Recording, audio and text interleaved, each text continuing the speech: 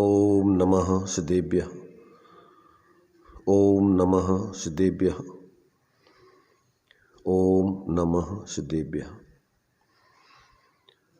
मंगलम भगवान वीरो मंगलम गौतमोगणी मंगलम कुंद कुंदाद्यो जैन धर्मोस्तु मंगलम सर्वमंगल मांगल्यम सर्वकल्याणकारकं प्रधानं सर्वधर्माणां जैनं जयतु शासनं जैनं जयतु शासनं वंदितु सर्वसिद्धि ध्रुवमचल मनोभवं गदिं पते मोच्छामि समय पाहुड़ मृण्मो शुद्ध केवली भणिनम् नमः समय साराय स्वानुभूत्या चकाशते चित्स्वभावाय भावाय सर्वभावान्तरच्छिदे।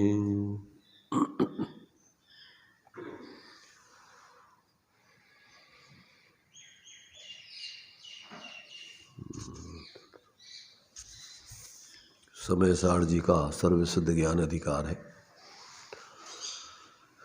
ज्ञान की शुद्धता हो जाने पर, समीचीनता हो जाने पर किस प्रकार से वस्तु स्वरूप ज्ञान में ज्ञात होता है, भाषित होता है, और ऐसे विशुद्ध सम्यक ज्ञान वाले व्यक्तियों का जीवन किस प्रकार से शाश्वत आनंदमय होता है, उस बात को यहाँ पर इन 15 गाथाओं के माध्यम से आचार्य देव अस्ति नास्ति के माध्यम से स्पष्ट कर रहे हैं। जो अपने से भिन्न हैं ऐसे पर पदार्थ, उनके भाव, वो वास्तव में भिन्न ही हैं। ज्ञान में सहज ज्ञात होते हुए भी ज्ञान उन्मय नहीं होता, वो ज्ञानमय नहीं होते। ज्ञान अपने आत्मा से तन्मय रहते हुए ज्ञान आत्मामय ही रहता है। ऐसा जो जान करके जीता है उस व्यक्ति का जीवन आनंदमय रहता है, सुखमय रहता है, निराकुलता रूप जीवन उसका होता है। इस बात को अपन ने यहाँ इन 15 गाथाओं में अभी समझा है, पढ़ा है। आचार्य अमृतचंद देव की आत्मख्याति भी उसमें से समझी है और भावार्थ के माध्यम से विचार किया है।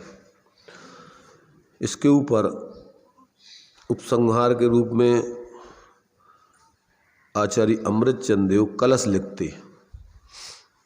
कलश का मतलब होता है जैसे मंदिर होता है और मंदिर के ऊपर जैसे कलश चढ़ा दिया जाता है, तो उस कलश को देख करके ही अपन को दूर से पता पड़ता है कि ये मंदिर है यहाँ।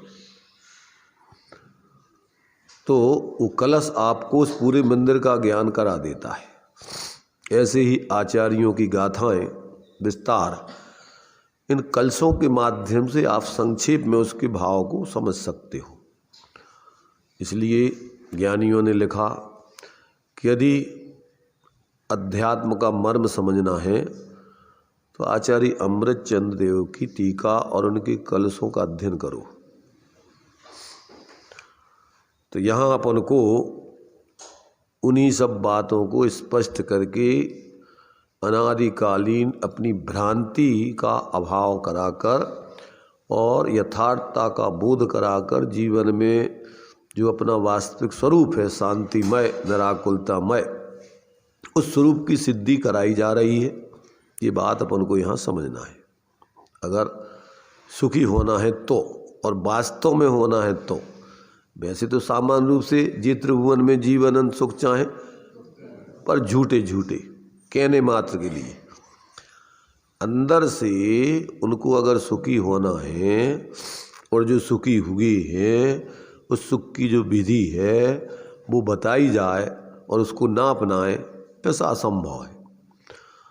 तो जो जीव वास्तव में सुखी होना चाहते हैं वे तो सुख के इस मार्ग को अपने स्वरूप को समझकर फिर रुकते नहीं हैं बोलने के लिए। वो तो प्रयोग करके देख करके बस समाकार आनंद भोगने लगते। तो ये बात अपन को यहाँ पर समझ करके जीवन में प्रैक्टिकल करके और फिर उसका आनंद भोगने लायक है। तो यहाँ पर देखिए अभी 2 कलश इन गाथाओं के ऊपर 15 गाथाओं के ऊपर आचार्य अमृतचंद ने दिए हैं, इन सब का अस्ति नास्ति से सार बताने के लिए।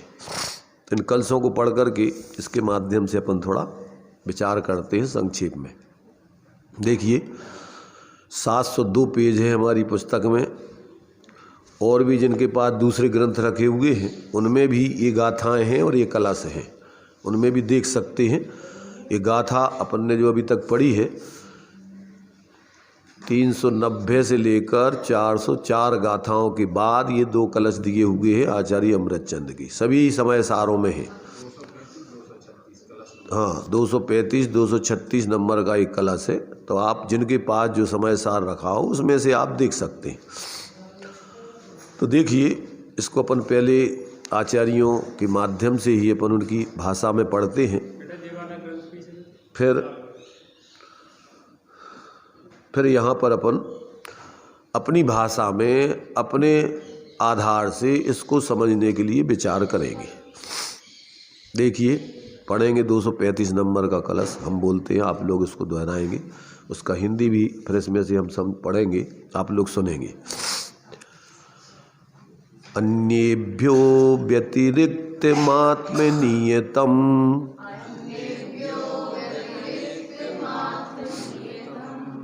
बिभ्रत् पृथग् वस्तुतः मादानो जनशून्यमेतद्मलम्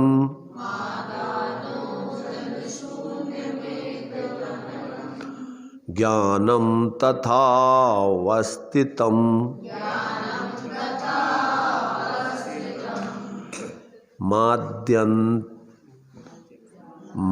मद्यन्तान्त विभाग मुक्त सहजस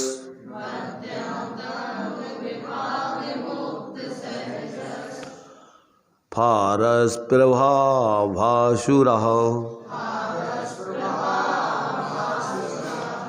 शुद्ध ज्ञान घनो यथास्य महिमा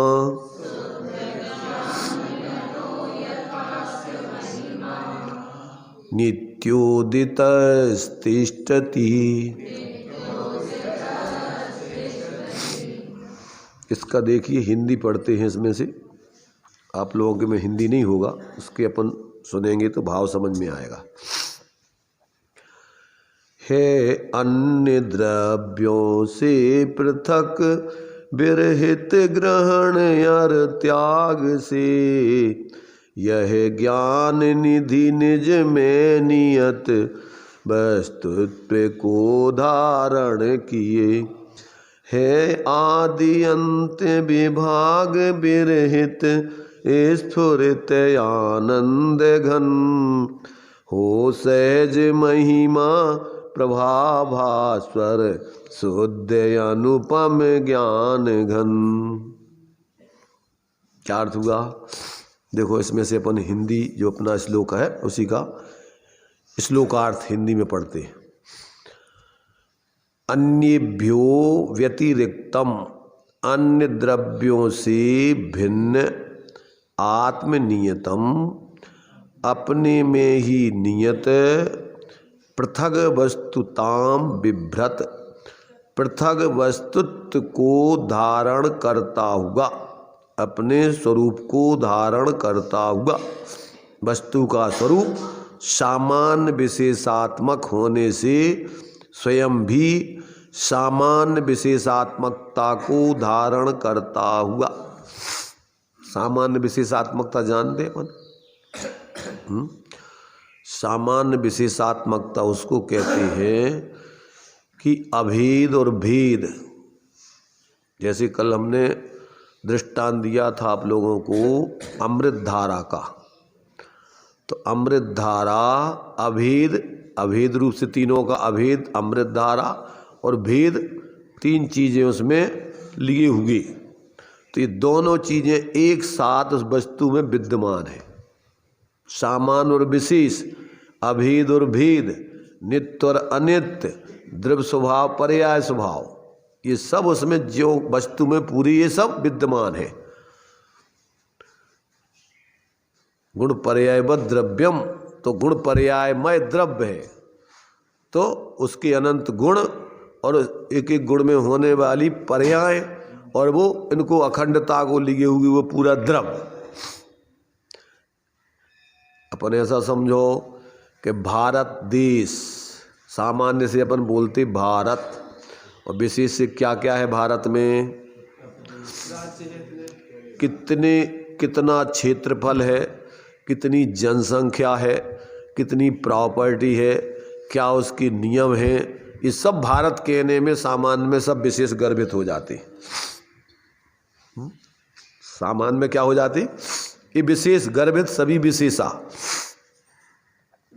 तो वस्तु ऐसी सामान्य विशेषात्मक है, अपने दो माने सामान्य विशेषात्मक पने को लिए हुए है, ऐसा उसको जानना चाहिए। तो यहाँ पर अपन को क्या कहा जा रहा है कि अन्य द्रव्यों से भिन्न, अपने में नियत निश्चित पृथक वस्तुत्व को धारण करता हुआ, पृथक अपने स्वरूप सामान्य विशेष पने को लिए हुए, आदान उज्जन शून्यम, पर के ग्रहण त्याग से रहित। क्या करता है, ना तो कोई वस्तु पर को ग्रहण करती है, ना कुछ भी छोड़ती है, अपने आप में प्रत्येक वस्तु पूर्ण है। अपन पढ़ते, मैं हूँ अपने में स्वयं पूर्ण, सब हैं अपने में स्वयं पूर्ण, मुझ में पर की कुछ गंध नहीं, पर में मेरी कुछ गंध नहीं।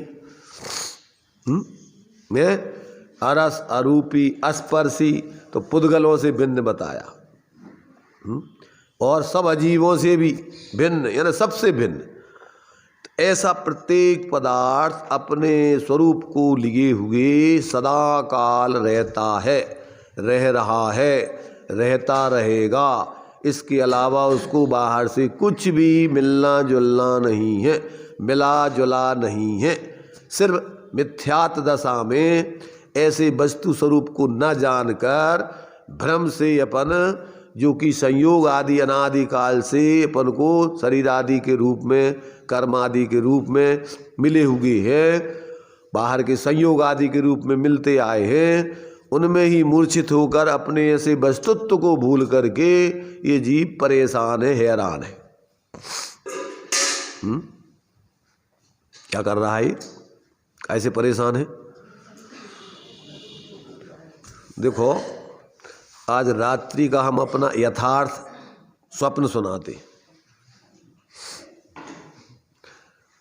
सुबह सुबह घूमने जाते इधर,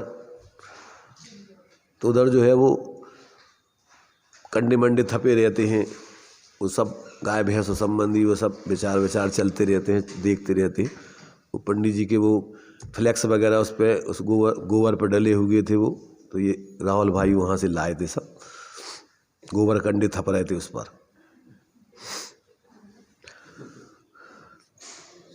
तो आज रात्रि में क्या हुआ कि हमारे लिए पता नहीं एकाएक क्या, वो तो अपन जो देखते रहते कभी कभी वो विचार चलते रहते, तो वो स्वप्न चालू हो जाते।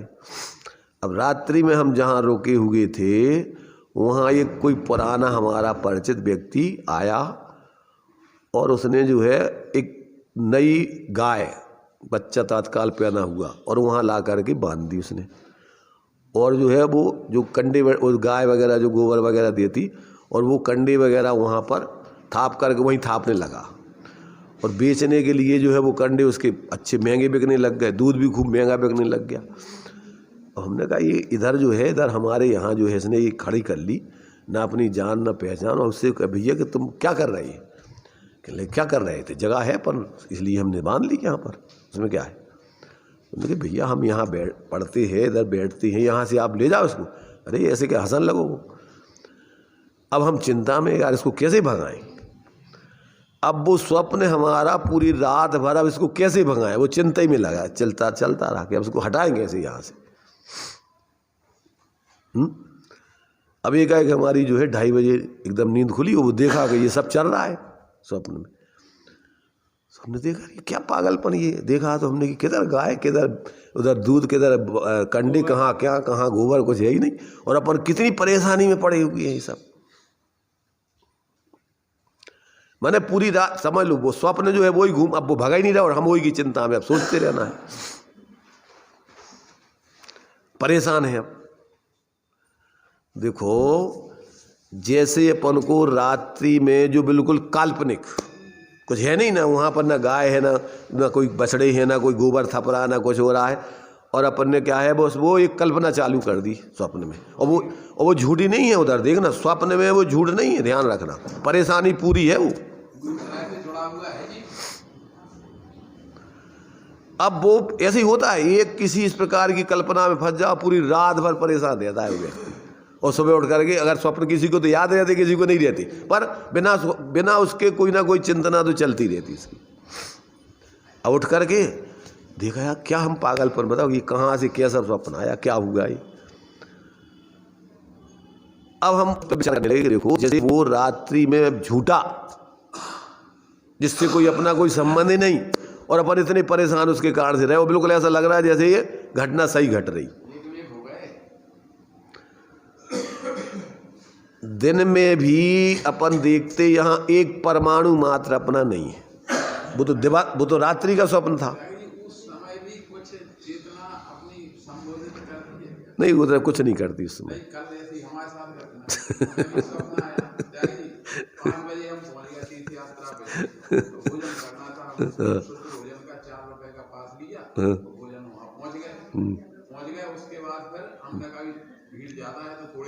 तो बहुत तो चलेगा उसी से संबंधित, पर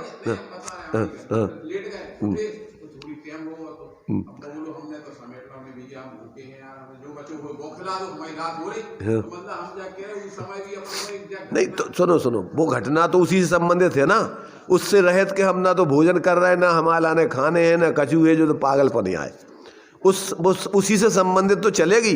पर तुम्हारे जो संस्कार है, कौन सी संस्कार, रात्रि में नहीं खाना, नहीं वो तो चलेगा, परंतु ये नहीं है कि हमें तक खा तो रहे नहीं है, कल्पना कछु नहीं थे हमें पास लाओ है, ना कछु लाओ है, ना भोजन कर रहे हैं, ना कछु मतलब है, और वही में तो लगे हो तुम कि चिंता रात भई जा रही है, हमें खा भी नहीं मिल रहा। तो परेशानी तो तुम्हारी वही है ना, उसमें आकुलता तो तुम उसकी भोग रहे।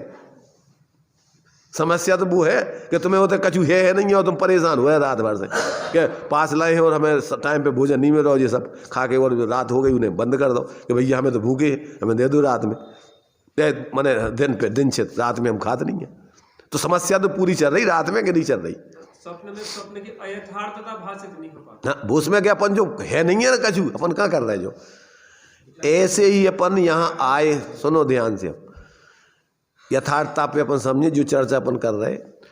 यहाँ अपन आए हैं, पहले यहाँ अपना कुछ नहीं था, और आंखें बंद होने के बाद कुछ रहने वाला नहीं है, ठीक है ना। और अपन ऐसे उलझ जाते हैं एक मकान की दीवार पे से, एक जगह के पीछे, एक कछु लेन देन बैंक में जमा है, अब वो निकल नहीं रहा हो, या कछु अपन ने धंधो करो, और देखना आता जाता कुछ नहीं है।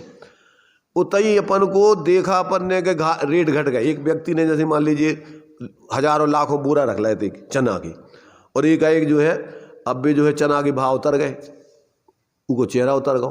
अबे बिच चना उतनी धरे जे हो कहते हो जितनी है तुम्हारे पास, ना बिच चना घट रहे ना बढ़ रहे, सिर्फ अकेले पेपर में पढ़ा उसने कि चने के भाव इतने 100-200 रुपये क्विंटल के घट गए।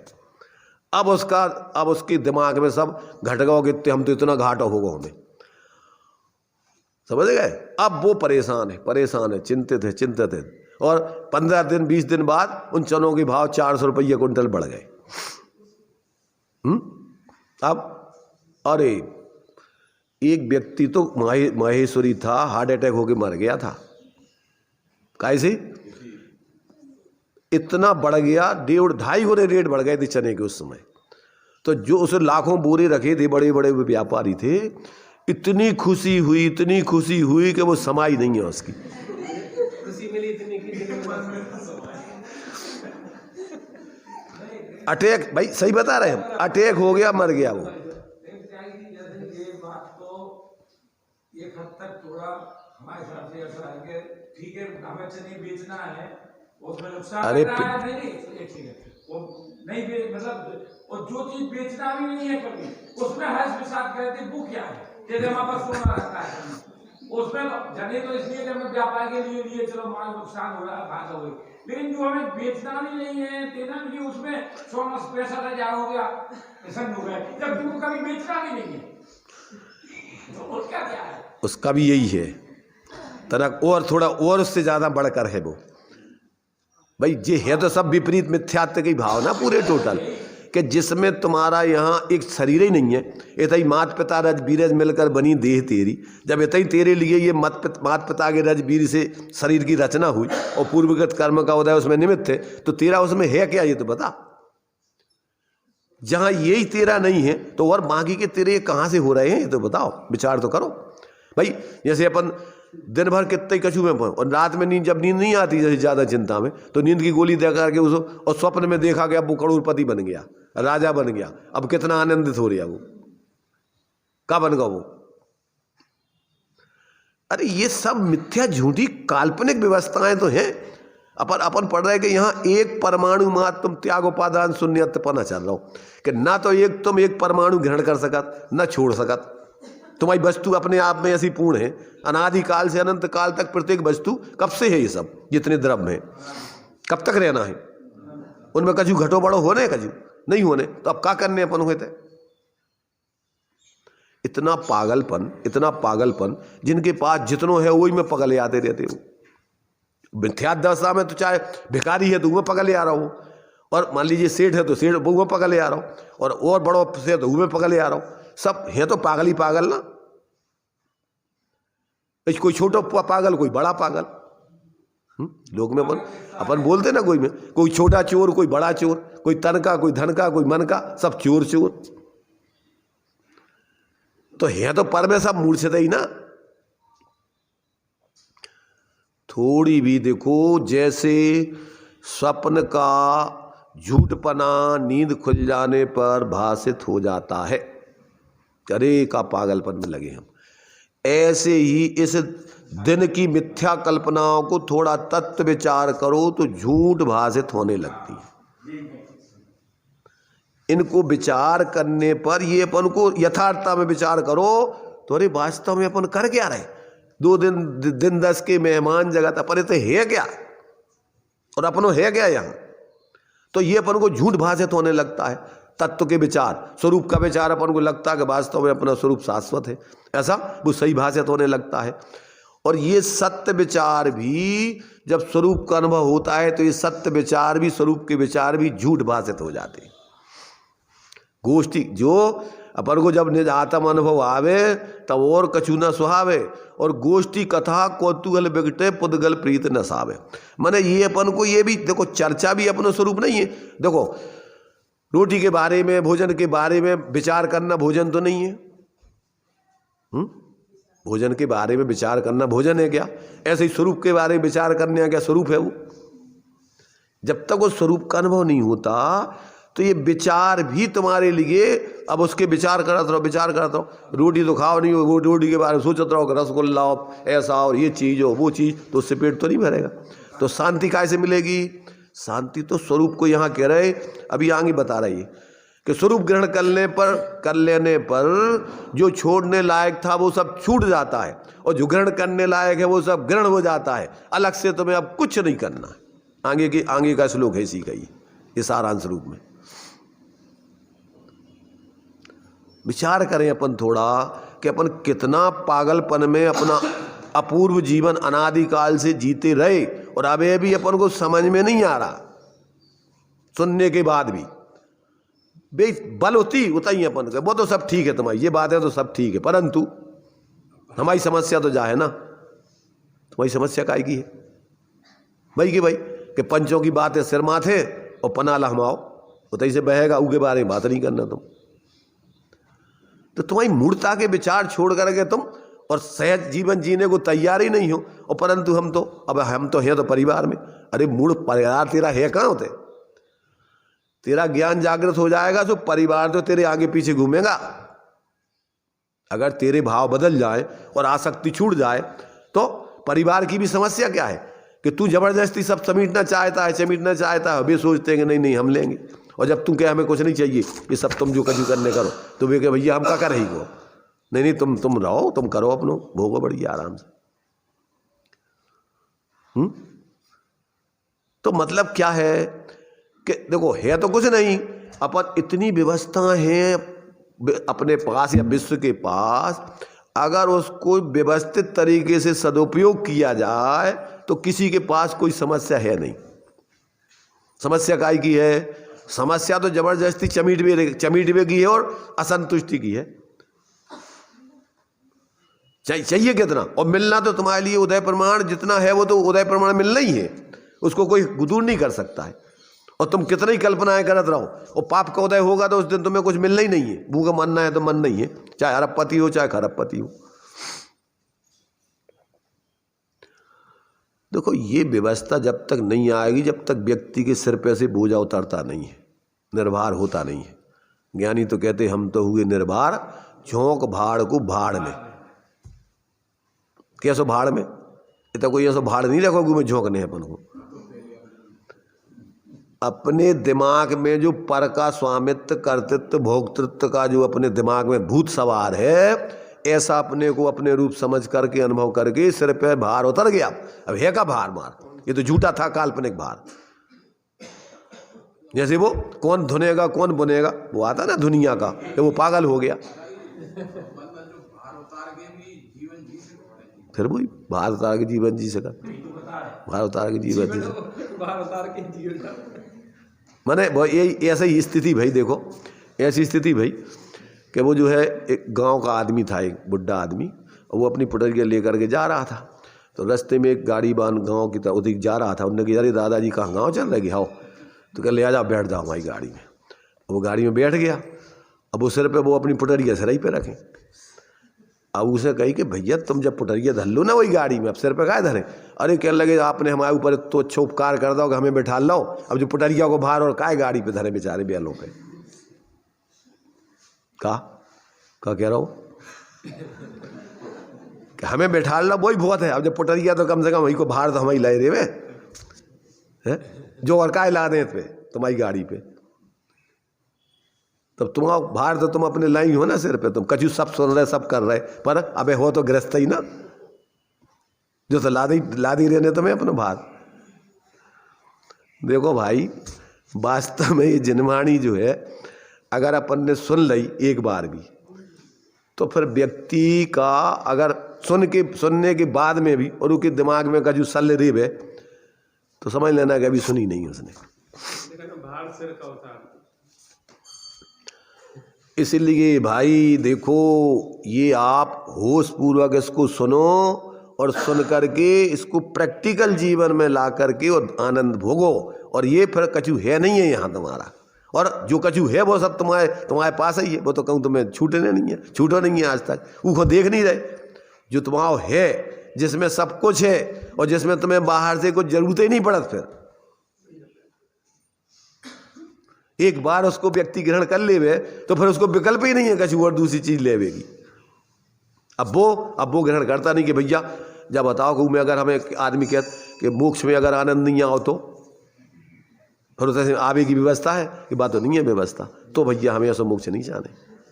मान लो हमारा मन नहीं लगोते तो अबे तो कम से कम अपन सोचत के मन नहीं लगो तो चलो भाग जाओ, और उसे व्यवस्था ही नहीं है वहाँ, तो ऐसा मोक्ष नहीं जाना हमें को। तो हमारा मन नहीं लगो अगर, अरे तुम्हारा मन ही नहीं रहे होते तो मन लगे भी को सवाल कहा जाते बताओ। तो ऐसा पागलपन में व्यक्ति कल्पना करता रहता है धर्म के बारे में। एक बार उस अपने स्वरूप को ग्रहण करके उस धर्म का प्रयोग करके तो देखता नहीं है, और बस ऐसे दूर दूर से विचार करता रहता है।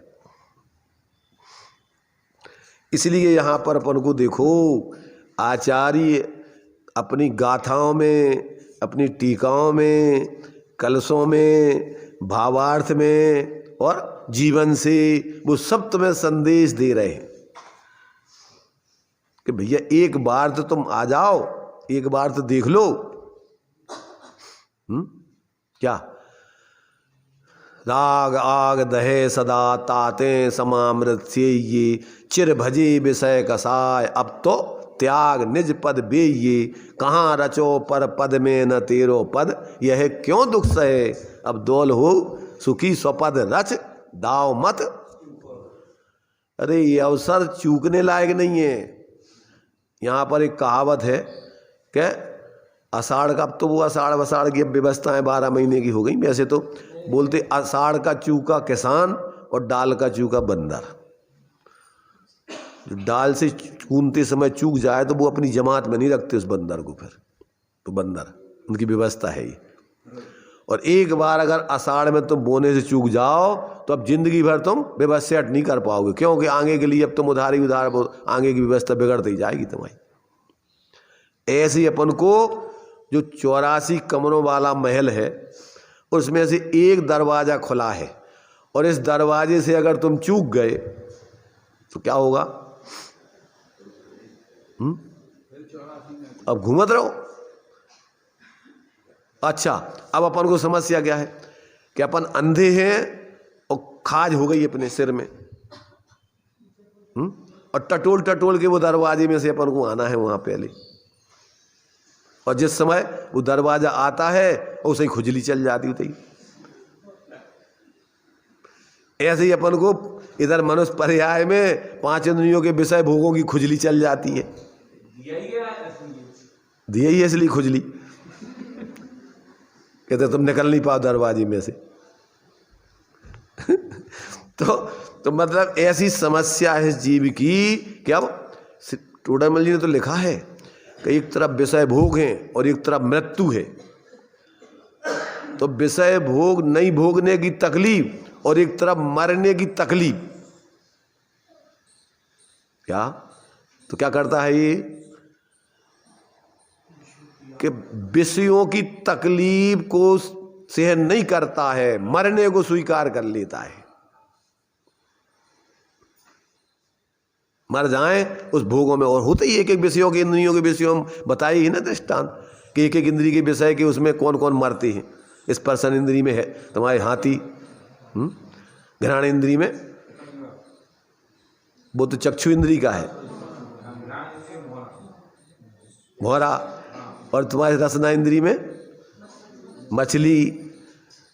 और जहाँ 5 इंद्रियों में आसक्त हो व्यक्ति, जहाँ एक एक इंद्रिय में व्यक्ति की ये दुर्दशा होती है, और जहाँ 5 इंद्रियों में व्यक्ति चाहिए हर चीज़ उसको, अच्छो देखवे, अच्छो खावे, अच्छो सूंघवे, अच्छो चखवे, अच्छो छूवे, लगा रहता है रात दिन इसी की व्यवस्थाओं में। तो रात दिन लगा है, क्या कर रहा हूँ बताओ?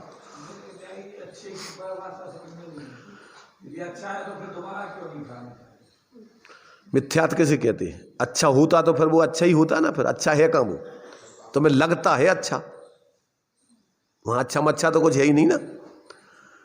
तो ये जो है देखो, अपन को समझना चाहिए समय रहते हुए, और अगर ये नहीं समझोगे तो प्रकृति में व्यवस्था नहीं है कोई, फिर समझ रहे ना, ना कोई तुम्हारी व्यवस्था देखने की व्यवस्था है और ना फिर तुम्हें और सुधारने की व्यवस्था है। खुद समझ करके अगर समझ के सुधर जाएं तो ठीक, और नहीं सुधरो तो अब जो आज तक दशा हो रही दुर्दशा वो चलती रहेगी। तो यहाँ पर अपन को देखो, यहाँ कह रहे कि अन्य द्रव्यों से भिन्न अपने में ही नियत पृथक वस्तुत्व को धारण करता हुआ वस्तु का स्वरूप सामान्य विशेषात्मक होने से स्वयं भी सामान्य विशेषात्मकता को धारण करता हुआ आदान यानी ग्रहण त्याग से रहित, आदान उज्जन शून्यम यानी ग्रहण त्याग से रहित, एतद अमलम ज्ञानम यह अमल, अमल माने राग आदि विकारी भावों से रहित ऐसा जो अपना ज्ञान स्वरूप आत्मा है और जो ज्ञान है, तथा अवस्थितम यथा इस प्रकार अवस्थित निश्चल, ऐसे अपना आत्मा जो ऐसा है उसमें जब ज्ञान या उपयोग अपना निश्चल हो जाता है, जब वो अपना स्वरूप अनुभव में आता है कि जैसे मध्य अंत आदि विभाग मुक्त सहज स्फार प्रभा भासुरा अस्य शुद्ध ज्ञान घना महिमा। आदि और मध्य अंत रूप विभागों से रहित। अब जिसका आदि नहीं हो अंत नहीं हो तो उसका मध्य कैसे आएगा? मध्य किसका आता है? अब दो छोर हो गए तो बीच का छोर भी आवे। अब जिसका ना तो आदि है तो आदि नहीं है तो अंत भी नहीं है, और अंत भी नहीं है तो मध्य भी नहीं है। तो आत्मा का आदि कब से है? कब से आत्मा है? अब कब तक रहना है? बीच में, बीच क्या है उसका? जब आदि अंत ही नहीं है तो मध्य भी कहाँ से आ जाएगा कि यहाँ आत्मा का ये मध्य आ गया। इसलिए ये प्रत्येक आत्मा आदि मध्य और अंत विभागों से भेदों से रहित ऐसी सहज फैली हुई प्रभा के द्वारा, फैली हुई प्रभा जानते हो है? ज्ञान ज्योति प्रभा माने होती है क्या? उसकी ज्ञान ज्योति ऐसी प्रभा के द्वारा दैदीप्यमान है, जाजुल्यमान है, सपर प्रकाशमान, ऐसी उसकी शुद्ध ज्ञान घन रूप महिमा, ऐसा उसका जो है अपना स्वयं ज्ञान से ही बना हुआ क्या है उसका स्वरूप। नित्योदिता तिष्ठति, अर्थात अब सदा काल के लिए नित्य उदित रहे, ये भावना है। अब जिसके ऐसा स्वरूप प्रकट हो जाता है तो नित्य उदित रहती है वो प्रभा, यानी शुद्ध ज्ञान की पुंज रूप महिमा सदा उदयमान रहे। ज्ञानी तो भावना कहते कि अब ये स्थिति हमारी सदा बरकरार रहे, अब हम कुछ नहीं चाहते। तो ये तो वस्तु का स्वरूप है ऐसा। तो ऐसा ज्ञान लोगों के हृदयों में ऐसा स्वरूप सदा विद्यमान रहे। आचार्य देव भावना भार है कि सब जीव ऐसे अपने स्वरूप को जाने, अनुभव करें, आनंद भोगे। भावार्थ, ज्ञान का पूर्ण रूप सबको जानना है। वह जब प्रकट होता है तब सर्व विशेषणों से सहित प्रकट होता है, इसलिए उसकी महिमा को कोई बिगाड़ नहीं सकता, वह सदा उदित ही रहती है। सब विशेषण माने उसके सब गुणधर्म उसमें निरंतर रहते हैं।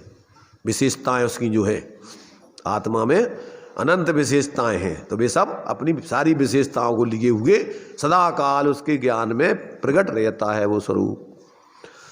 ऐसे ज्ञान स्वरूप आत्मा का आत्मा में धारण करना, सो यही ग्रहण करने योग सब कुछ ग्रहण किया और त्यागने योग सब कुछ त्याग किया, इस अर्थ का काव्य कहते हैं। जिसने इसको ग्रहण कर लिया उसने सब ग्रहण करने लायक को ग्रहण कर लिया और छोड़ने लायक को सब छोड़ दिया, अलग से कुछ नहीं करना। क्या? एक को साधे सब सदें, इसको साध लो, अब तुम्हें अलग से किसी को नहीं साधना। मुखिया को साध लो तो क्या होगा? सब घर अपने आप साधने की जरूरत नहीं है, वो सब अपने आप सध जाएगा। तो देखिए इस श्लोक को पढ़ते हैं।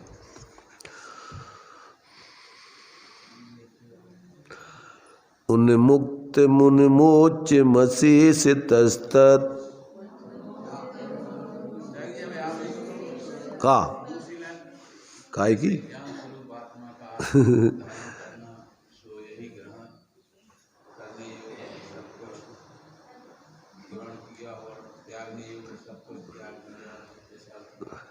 बीच में झपकी लग गई तुम्हारी थोड़ी सी बीच में स्वप्न में चले गए तो देखिए अब अपन को जो है ये श्लोक आएंगे कि अपने को ग्रहण कर लेने पर जो ग्रहण करने लायक है वो सब ग्रहण हो जाता है और जो छूटने लायक है वो सब छूट जाता है। अलग से तुम्हें कुछ नहीं करना। फिर एक कुछ इसको इस सेवन कर लो, अब तुम्हें अलग से कुछ नहीं सोचना ग्रहण करने के लिए, छोड़ने के लिए।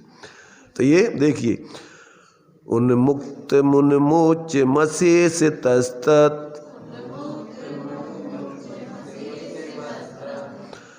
तथात्मादेयमशेषतस्तत्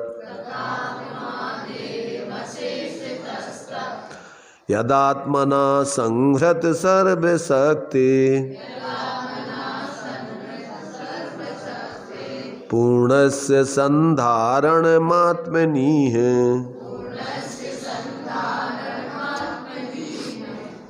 देखो इसका हिंदी पढ़ते हैं।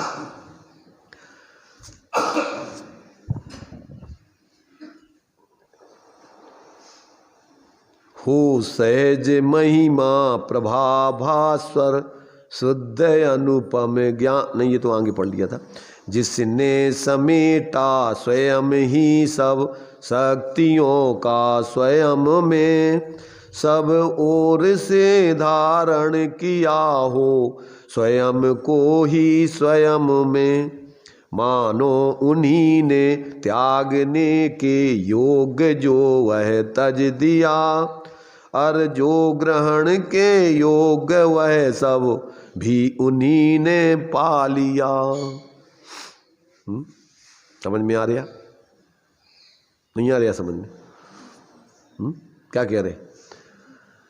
जिसने समेटा स्वयं ही सब शक्तियों का स्वयं में, जिसने समेटा स्वयं ही सब शक्तियों को स्वयं में, अपनी शक्तियों को, जैसे अपना ज्ञान 5 इंद्रियों मन के माध्यम से अपनी ज्ञान की शक्ति बाहर की तरफ बर्बाद होती रहती निरंतर। तो अब क्या किया कि उस सब 5 इंद्रियों मन से अपनी ज्ञान की बर्बादी को समेट करके और अपने उस ज्ञान स्वरूप आत्मा में उसने जोड़ लिया अपने को। तो कहते हैं यहाँ पर, जिसने समेटा स्वयं ही सब शक्तियों को स्वयं में, सब ओर से धारण किया हो स्वयं को ही स्वयं में। किस ओर से ग्रहण कर लिया अपन को? अपने को सब तरफ से अपने को अपने में ग्रहण कर लिया। मानो उन्हीं ने त्यागने के योग जो वह तज दिया। क्या कर दिया उनने? अब जो कुछ छोड़ने लायक था सब छोड़ दिया, अलग से छोड़ने के लिए कुछ नहीं करना। और जो ग्रहण के योग वह सब भी उन्हीं ने पा लिया। जो पाने लायक था वो सब प्राप्त कर लिया, जो छोड़ने लायक था सब छूट गया। क्या करना है? एकमात्र अपन को अपनी शक्तियों को सबसे हटा के बस अपने में ही जोड़ लेना है। देखो इसका हिंदी अपन पढ़ते हैं श्लोक का अर्थ। संहृत सर्व शक्ति पूर्णस्य आत्मनः, जिसने सर्व शक्तियों को समेट लिया है, अपने में लीन कर लिया है, ऐसे पूर्ण आत्मा का आत्मनी है।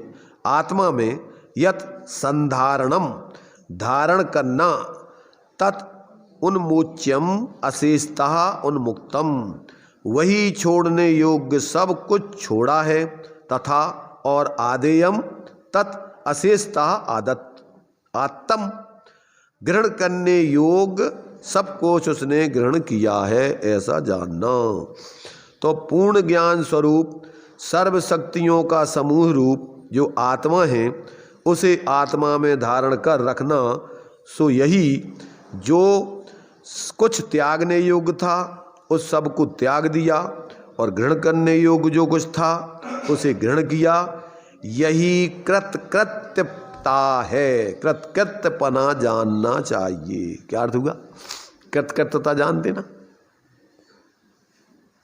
सर्वार्थ सिद्धि। सर्वार्थ सिद्धि का क्या अर्थ होता है? सर्व अर्थ की सिद्धि। जो कुछ भी अपन को प्राप्त करने लायक था वो पा लिया, और जो कुछ छोड़ने लायक था वो सब छूट गया। उसका नाम है कृतकृत्य या सर्वार्थ सिद्धि।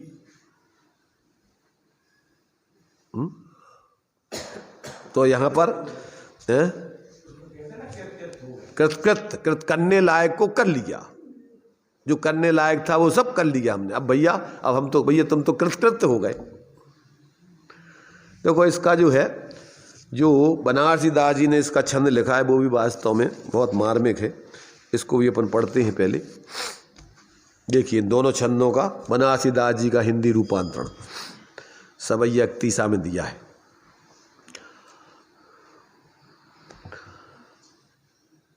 जैसो निर्भेद रूप निश्चय अतीत हो, तो ध्यान से सुनना, थोड़ी भाषा बनारसी दास जी की अपनी है। जैसो निर्भेद रूप निश्चय अतीत हो, तो तैसे निर्भेद अब भेद कौन कहेगो। अभी उसका हिंदी पढ़ के बताएंगे तो इसका अर्थ समझ में आएगा। अभी तो अपन उसको जैसा निर्भेद रूप निश्चय अतीत हो, तो अभी अपन ने पढ़ा ना कि आत्मा अनादि काल से है, अनंत काल तक रहेगा, ज्यों कहते हैं उसमें कुछ नहीं आता जाता। तो अब जैसो अनादि काल से था निश्चय, जैसो निर्भेद अभेद रूप आत्मा का स्वरूप, निश्चय निश्चय से अतीत माने पूर्व में था हो, तो तैसो निर्भेद अब भेद कौन कहेगो। अब वैसो निर्भेद मैंने वैसे ही का वैसा था, वैसे के वैसा देख लिया, अब उसमें भेद कौन कहेगा। तैसो निर्भेद अब भेद कौन कहेगो। दिसे कर्म रहते सहते सुख समाधान। अब हमें दिख रहा है कैसा, सब कर्म आदि से रहित और सुख का भंडार, सुख को धारण किए हुए। तो दिसे कर्म रहते सहते सुख समाधान, पायो निज स्थान फिर बाहर न बहेगो। जिसको ऐसा स्थान मिल जाए, निर्चू घर मिल जाए, तब कौन चूने वाले घरों की तरफ जाएगा, चुचाने वाले। ऐसा जिसके लिए अपना मोक्ष महल, ऐसा शाश्वत अपना स्वरूप प्राप्त हो गया, तो अब कौन ये इधर बाहर में संसार में भटकने के लिए अपना उपयोग को बाहर ले जाएगा। कबहू कदाची अपनो स्वभाव त्याग कर, राग रस राच के न पर वस्तु गहेगो। ऐसा व्यक्ति तो अब राग में रच करके पर वस्तु को ग्रहण करने का भाव कभी करेगा नहीं। अमलान ज्ञान विद्यमान परगट भयो। अब ऐसा मलिनता से रहित, ऐसा निर्दोष अपना आत्मा ज्ञान स्वरूप आत्मा जब कहते प्रकट हो गया है, अमलान ज्ञान विद्यमान प्रगट, जब प्रगट भयो या ही भांति आगामी अनंत काल रहेगो। अब इसी तरह से आगामी अनंत काल तक वो रहेगा, रही है अनंता अनंत काल, यथा तथा से परनई। जब ही ते चेतन विभाव सो उलट आपू। क्या कहा, जब से आत्मा ने विभाव से उलट कर क्या किया, जब ही ते चेतन विभाव सो उलट आपू, उलट करके अपने को और समय पाई अपनो स्वभाव गए लीनो है। अब काल लब्धि बल ते दयाल, तुम दर्शन पायो भयो खुशाल। मन शांत भयो मिट सकल द्वंद, चाख्यो स्वातम रस दुख निकंद। ताते अब ऐसी करहु नाथ, बिछरे न कभी तुम। अब कौन चाहेगा और दूसरा काम, दूसरी चीज। तो कहते कि जब ही ते चेतन विभाव सो उलटी आपू, समय पाई अपनो स्वभाव गहे लीनो है। तब ही ते जो जो लेने जोग सो तो सब लीनो, और जो जो त्याग जोग सो सब छाणे दीनो है। जो जो लेने लायक था वो सब ले लिया, और जो छोड़ने लायक था सब छोड़ दिया। और लेवे को ना रहियो ठौर, और त्यागवे को ना ही और। अब कहते ग्रहण करवे के लाने कछु बाकी नहीं रहेगो। लेवे को ना रहो ठौर, और त्यागवे को ना ही और। अब और कछु चीज ग्रहण करवे को रह नहीं गई, और छोड़वे के लाने रह नहीं गई। और बाकी कहा उभरे जो कारा जू न बीनो है। तो कहते अब और कौन सा कार्य अपन को नया करने लायक रह गया है। और संग त्याग, अंग त्याग, वचन तरंग त्याग, और मन त्याग, बुद्धि त्याग, आपा शुद्ध कीनो है। काका छोड़ दो, संग त्याग, सारे परिग्रह छोड़ दिए। अंग त्याग, क्या छोड़ दिए, भेद छोड़ दिए सारे। और क्या कर दिया, वचन तरंग त्याग, अब वचनों का विकल्प छोड़ दिए बोलना। और क्या कर दिया, मन त्याग, मन के भी सारे संकल्प विकल्प छोड़ दिए। और बुद्धि, धारणा, ज्ञान और आप छोड़ करके, माने जो अपन को बाहर में बुद्धारणा ज्ञान में अपन ने बाहर का भर लिए थे, उस बुद्धि को भी अलग कर दिया। अब कहते हैं आपा शुद्ध कीनो हैं। इस प्रकार मैंने अपने को पूर्ण शुद्ध कर लिया है।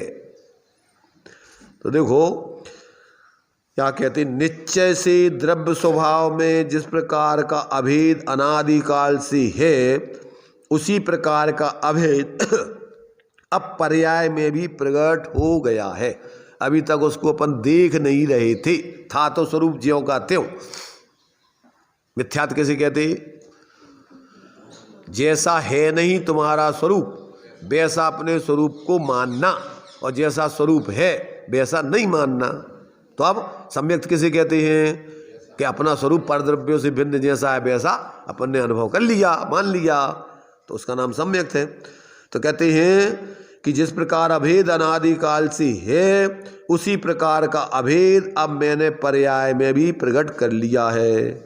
इस कारण अब भेद की चर्चा कौन करेगा? अब किसको इन विकल्पों में पढ़ना है? जो ज्ञान कर्म रहित और सुख शांतिमय दिखाई देता है तथा जिसने निज स्थान प्राप्त कर लिया है, ऐसी स्थिति में अब वह ज्ञान बहिर्वृत्ति में क्यों बहेगा? अब वो 5 इंद्रियों मन के विषयों में क्यों प्रवृत्ति करेगा? अब तो वह अपने स्वभाव का त्याग करके राग के रस में रच पच करके पर वस्तु को कभी भी ग्रहण नहीं करेगा।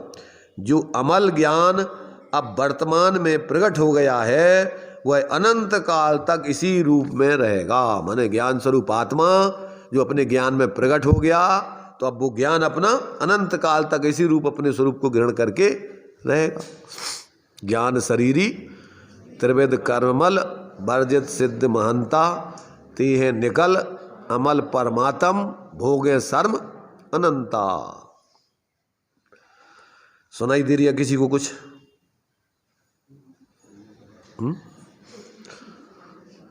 किसी के लिए कुछ सुनाई दे रहा? क्योंकि अपने समस्याओं में आदमी इतना उलझा रहता है कि सामने वाला कौन क्या कह रहा है उसको सुनाई देते ही नहीं है। वो अपनी अपनी सुनता है, कोई दूसरे की तो सुनता ही नहीं है, भले ही वो कहीं बैठा हो, अपनी धुन में मस्त रहता है। क्या नाम तुम्हारा? पीहू। पियोगी? पीहू पीहू पीहू। अपने स्वरूप का रस पीना तुम्हें है? क्या पीहो?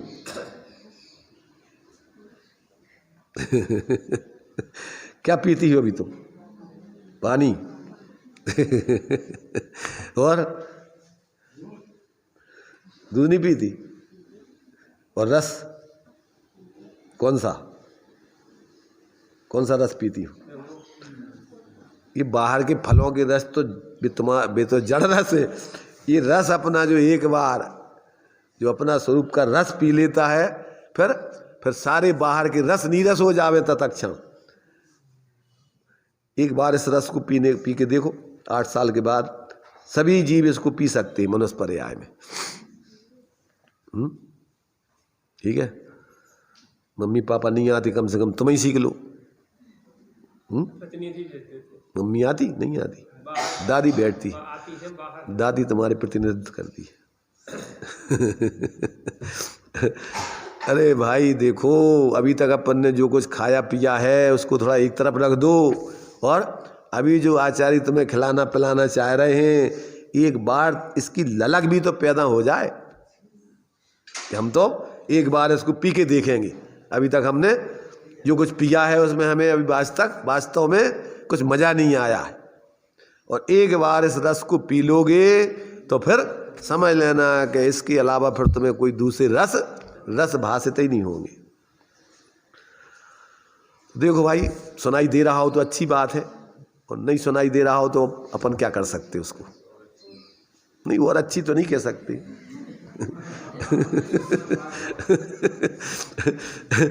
तो इसलिए जो है देखो भाई, थोड़ा अपन अपने विकल्प, अपनी धारणाएं, मिथ्या जो कुछ कल्पनाएं हैं बाहर मंदिर के बाहर निश्चय कह के आते, उधर ही छोड़ के आओ, और इधर सही में भगवान की जनवाणी को सुनो, और इसके रस को पीने का अंदर में थोड़ी प्रयास करो। हाँ, अपना भाव बनाओ तो कुछ आनंद आएगा मंदिर में आने का, स्वाध्याय में बैठने का।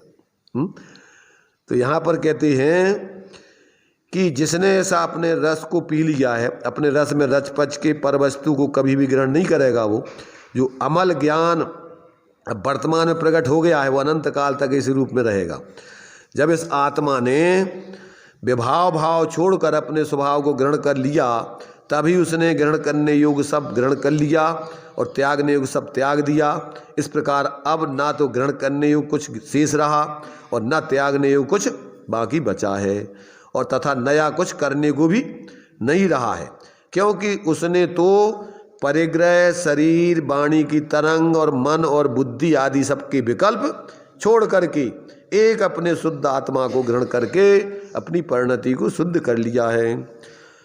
इस प्रकार से अपन को ये इन 2 कलशों में आचार्य अमृतचंद देव ने, आचार्य कुंद देव ने जो 15 गाथाओं में विषय लिया था, इन 2 कलशों में समेट कर और अपने लिए जो मंदिर नीचे बहुत विस्तार में बना हुआ है, ऊपर का कलश अपने लिए उस मंदिर की महिमा को बता करके और इस मंदिर का आनंद लूटने के लिए भगवान जिनेंद्र के दर्शन करने की प्रेरणा देता है वो कलश।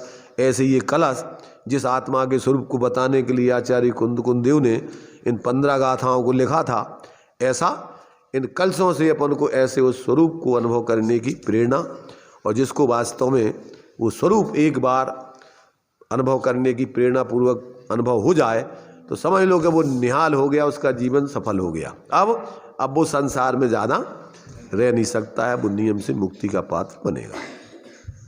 चलिए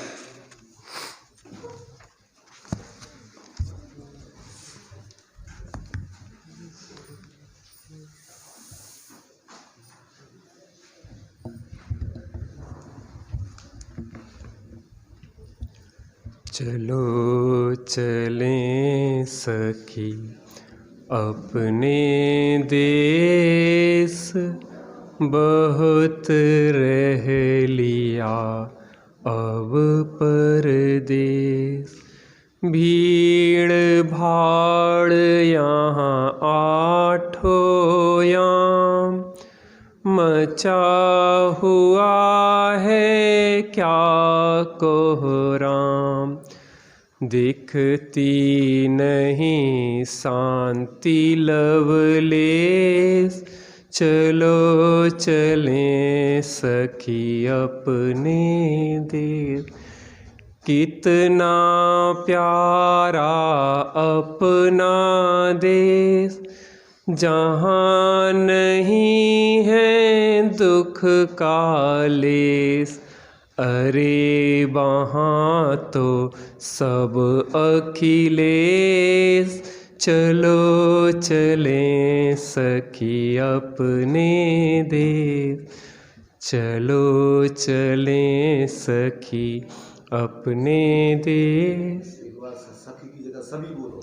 चलो चलें सभी अपने देश, बहुत रह लिया अब परदेश। चलना कि नहीं चलना? कितना प्यारा अपना देश, जहाँ नहीं है कितना प्यारा अपना देश, जहाँ नहीं है दुख का लेस। अरे वहाँ तो सब अखिलेश, अखिल ईश है, ईश्वर है, जहाँ आनंद आनंद ही आनंद। नहीं लगता कि किसी दूसरे देश की बातें चल रही हैं, कहाँ की हवाएं चल रही हैं जो मधुर, हाँ, शीतल। एक बार क्या हुआ, किसी से पूछा कि आपका गुरु कौन है, तो ने कहा कि एक चोर मेरा गुरु है। यानी कि चोर और गुरु, कहले जिसको सीखना है वो कहीं से भी सीख लेता है, और जिसको नहीं सीखना है वो बड़े बड़े महात्माओं से नहीं सीख पाता है। तो ने कहा चोर कैसे गुरु हो गया? कहले एक बार क्या है, मैं रात्रि में किसी नगर में पहुंचा, रुकने के लिए कोई सराय नहीं मिली, तो मैं भटक रहा था। मार्ग में एक अपरिचित व्यक्ति मिला, नहीं कि भैया कहाँ भटक रहा? कहले मैं सराय ढूंढ रहा था। कहले मैं एक चोर हूँ, मेरे घर में जगह है, आप अगर रुकना चाहो महात्मा जी तो रुक सकते हो। और ने कि महात्माओं को क्या है, कहीं भी रुक जाओ, चोर है कि डाकू है। सो महात्मा जी रात में रुक गए। सो चोर चोरी करने गया, रात में चोरी करने गया। सवेरे आया तो खाली हाथ था। महात्मा जी ने कहा कि कुछ सफलता मिली कि नहीं मिली? कहने लगा कोई बात नहीं, आज नहीं मिली कल जरूर मिल जाएगी। दूसरे दिन रात्रि में फिर गया चोरी करने। दूसरे दिन सवेरे आया तो ने की सफलता मिली कि नहीं मिली? कहने लगा कोई बात नहीं, कल मिल जाएगी। 3 4 5 दिन निकल गए, लेकिन चोर ना हताश हुआ ना निराश हुआ। और हर बार क्या कहता था उत्साह से कि आज नहीं तो कल तो दाव लग ही जाएगा। और एक दिन उसका दाव लग गया। महात्मा जी ने कहा जी सच्चा गुरु है। हम तो सोच रहे थे, बार बार अंदर जाने का अभ्यास करते थे और अंदर नहीं जा पाते थे तो हताश निराश हो जाते थे, लेकिन चोर ने सिखा दिया कि बार बार प्रयास करते रहो करते रहो करते रहो और एक दिन सफलता मिल जाएगी। प्रयास बस ईमानदारी से करना चाहिए। महिमा जिनागम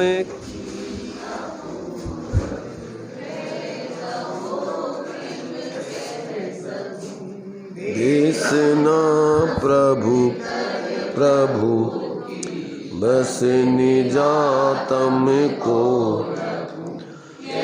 भावना नहीं हो सफल जब तक शरण तेरी।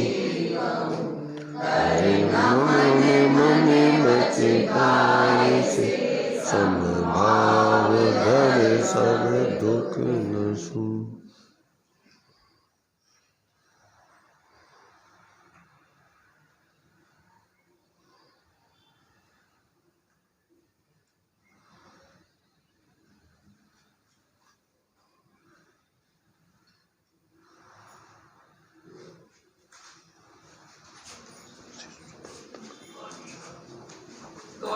वाणी माता की, महाजैन धर्म की, पंचपरमेष्ठी भगवान की।